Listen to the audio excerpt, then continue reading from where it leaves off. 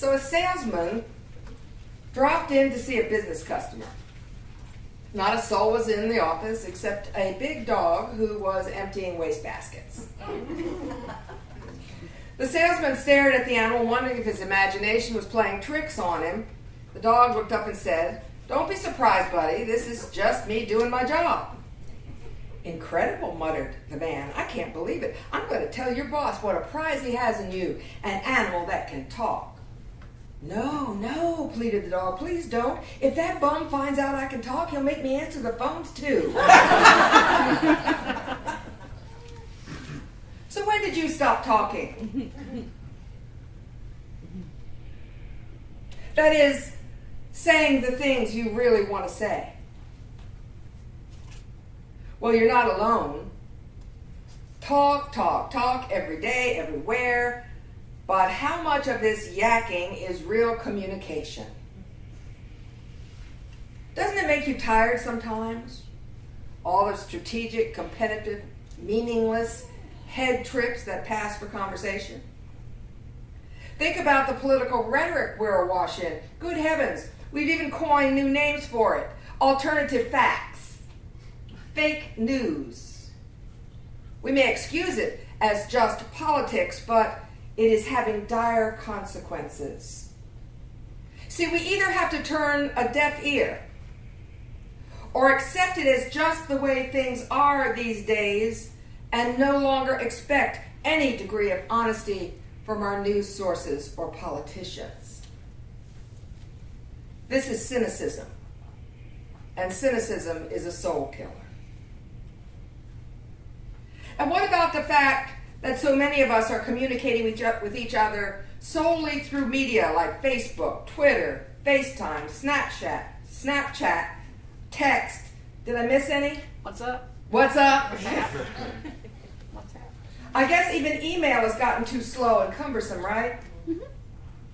Wonder if over time we'll lose our capacity for face-to-face, heart-to-heart communication with one another. Who has time or energy for that, right?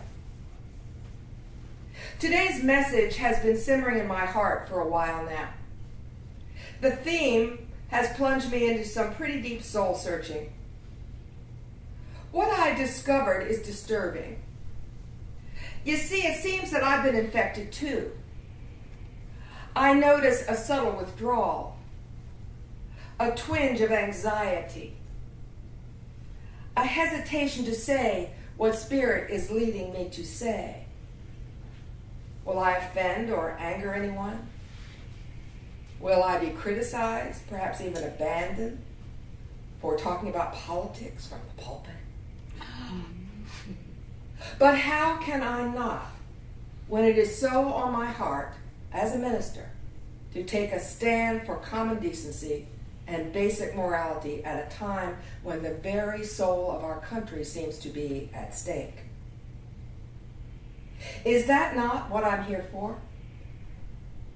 But then, is it worth the risk? After all, what can one individual do to help retrieve the country's soul?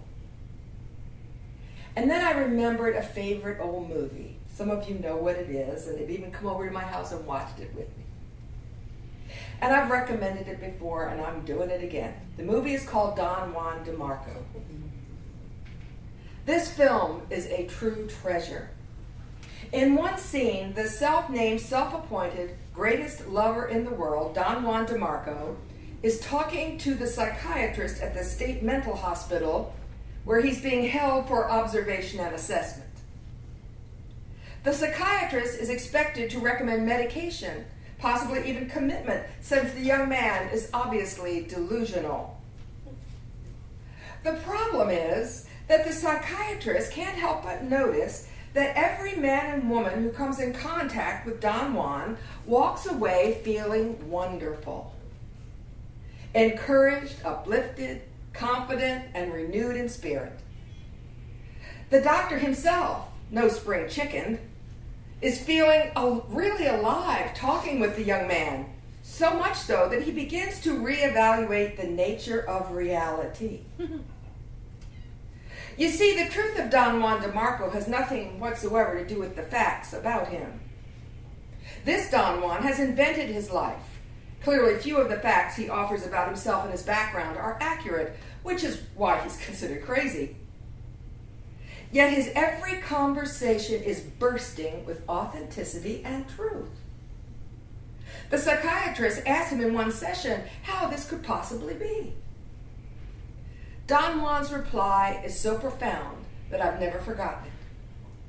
He explains to the doctor that he has invented a life story that supports his being the person he was meant to be.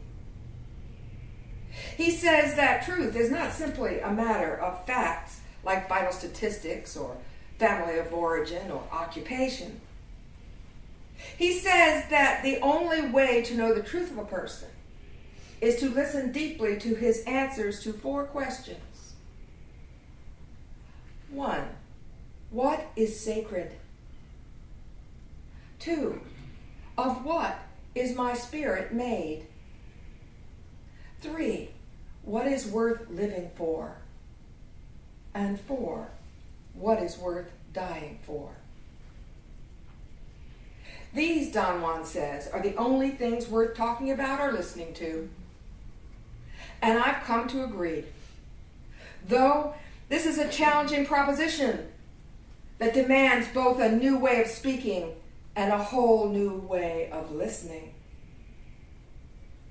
If you were to share with me your answers to these questions, it would call upon me to listen beyond the facts and hear you telling me who you really are and what you truly value. Listening in the heart, I would hear your authentic voice and feel honored by your openness and blessed by your trust. And you would know you were seen and accepted and valued just the way you are. Asking these questions of ourselves is equally important. Evelyn Levinson, human design expert, says that the first essential ingredient for a great life is self-knowledge. So how can we really know ourselves unless we're clear about our core beliefs and the values that guide our lives? And so we too need to ask, what is sacred to me? What is the nature of my spirit and soul? What makes me feel most alive? And what or who would I die for? The answers to these questions guide us toward our place in the world. How to prioritize the demands of this life and what it means to speak with an authentic voice. During our meditation this morning, I'm going to invite you to open up to these questions. And this is so much more than a little exercise, if you believe as I do, that each one of us came onto this planet with a unique message. We're always talking about and searching for our purpose in life, aren't we? What if our purpose is not as complicated as we make it? Perhaps it is simply to be who we really are and speak our authentic truth out into the world. It may not change the whole world. Well, a whole bunch of us doing it could. But I guarantee it will change the world that circles around each one of us every day. In Unity, we teach and know the power of the spoken word. We know that our voice is our power. So what did you come here to say?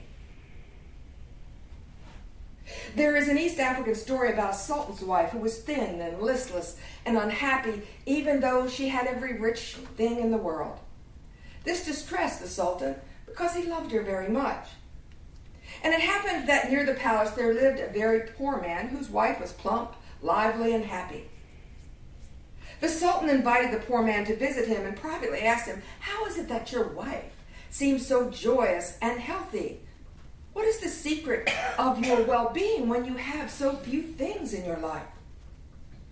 The poor man replied, "It's no secret. Every day I nourish her by feeding her the meat of the tongue. "Aha!" cried the Sultan. Knowing that tongue was a great delicacy, he immediately ordered the cook to buy the tongue of every animal slaughtered in the market and to prepare that meat with exotic sauces and serve it elegantly to his wife. But sadly, though she ate that tongue meat several times a day, she remained listless and sad. Finally, the Sultan demanded that the poor man exchange wives with him. Despite protest, the poor man's wife, was taken to the palace, and the Sultan's thin, sad wife was delivered to the poor man's hovel. As soon as the poor man's wife arrived at the palace, she became sad and grew thinner with each passing day. Wow, I should spend some time with her. No, not really. It seems that her happiness and health faded like a wilted blossom, even though she was plied with every luxury money could buy. Meanwhile, at the poor man's home, the Sultan's wife grew happier and began gaining weight. Oh, I can't go there. Anyway, it seems that every night when the poor man returned from work, he would tell his royal wife all the funny things, all the interesting things that had happened to him that day. He would make her howl with laughter until tears of joy ran down her cheeks. Then he would sing her songs, accompanied by the banjo, until late into the evening, and she would dance to them. They would talk of interesting things and share themselves with one another, and every night was spent in conversation and story and song. During the day, the royal wife would chuckle as she thought about the funny things that her new husband had told her the night before and reflect on their conversations. So although the food was simple and portions were quite small, she grew plump in a short time. Her hair began to shine and her skin took on a healthy glow. When the Sultan saw his old wife and the poor man walking in the marketplace, he wanted her to come back, but she refused, saying, "I'm much better off with my new husband."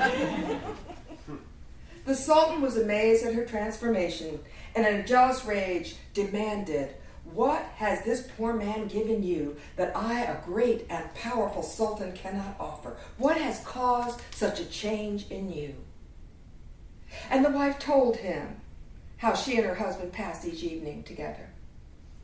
The Sultan's eyes filled with understanding, and he decided to leave the couple to their happiness. He now knew what the poor man meant when he said that he fed his wife with the meat of the tongue. Would it be enough? Would it be enough of a life purpose to make even one person's life richer and happier and healthier and more prosperous? Haven't you had people in your life who seem chronically unhappy, and haven't you wondered how to help? We've listened to their tales of woe and offered advice and often given up, feeling helpless and frustrated. We think we have failed because we can't help the person understand why they feel what they feel. We're well-intentioned. We think understanding will make the sad feelings go away. The other person, just as well-intentioned, tries to buck up in order to keep us from feeling frustrated or helpless, and another round of inauthentic communication begins. The Native Americans say that we all once knew our deepest truth, but we've gotten so caught up in people-pleasing and manipulation, we have forgotten it. They say we can begin to reclaim our souls by asking in our quiet time, when did I stop singing my songs? When did I lose my voice? This makes so much sense to me, to go back in time and remember that carefree boy or girl before conditioning took root, before we decided how we needed to be in order to get the love and approval we needed to survive. Didn't we laugh more easily back then? Betsy tells us we did. Weren't we less guarded and concerned with appearances? I love that Betsy shared with us the value of laughter this morning. And we saw how contagious it is, and how much like prayer it is, and how it raises our spirits and nurtures our body and restores our hope, how it energizes our spirit and changes our mood. Well, I believe sharing our truth selves with one another through honest communication could have that same quality of ease and safety. Like laughter, there's a kind of music to it. Isn't it joy to talk to someone who doesn't demand that we explain why we feel the way we do? Who just listens and cares without any need for us to fix anything? Those why and how questions, they come from the head, not the heart. And aren't they a way of backing out and away from emotion, the other person's and our own? We've all been asked to justify our feelings. We've all experienced what it's like to be analyzed and fixed. Could this be why we're hesitant to sing our songs? Perhaps it's just better not to share what we're feeling. Perhaps it's better to stay in safe territory and share only information. After all, Snapchat and Twitter are perfectly adequate for this kind of conversation. But so much is lost when we share our truth and allow others to do the same.